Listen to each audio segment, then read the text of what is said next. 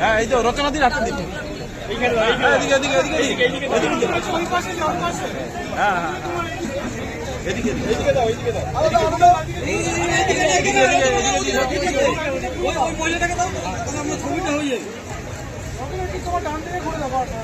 এইদিকে রচনা দি, এইদিকে ঘুরে একবার মোবাইলটা পিছাও।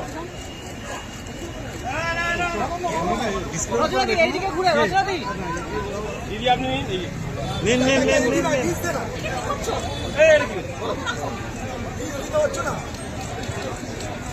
মোবাইল দ্বারা দেখা যাচ্ছে না।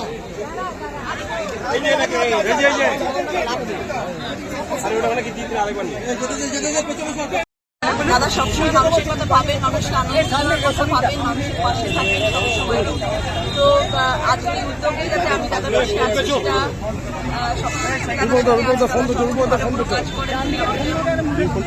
করেন যে রচনার আসলে আমি সবসময় দাদার সঙ্গে থাকার চেষ্টা করি যদি কলকাতায় থাকি।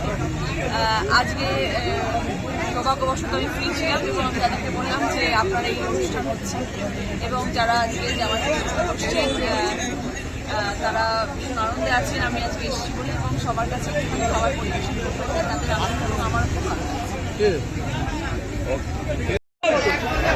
আজ বাংলার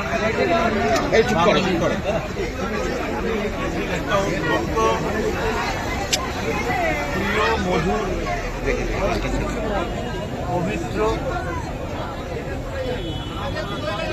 যার একদিকে বন্ধন আরেকদিকে জীবনের সংগ্রাম, সেই জামাই ষষ্ঠী। আজ জামাই ষষ্ঠী। মোদি জামাই ষষ্ঠী করে না,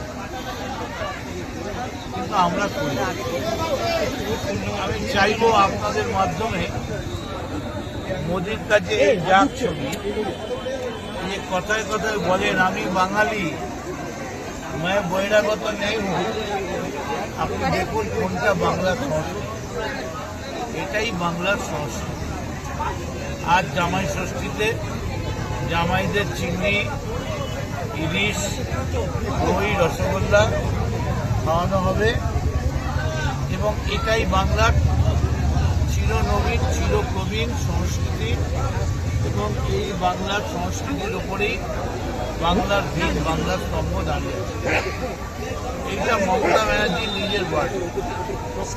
মমতা বন্দ্যোপাধ্যায় এই ওয়ার্ডেই থাকলেন, অভিষেকও থাকছে। আমরা এই সংস্কৃতি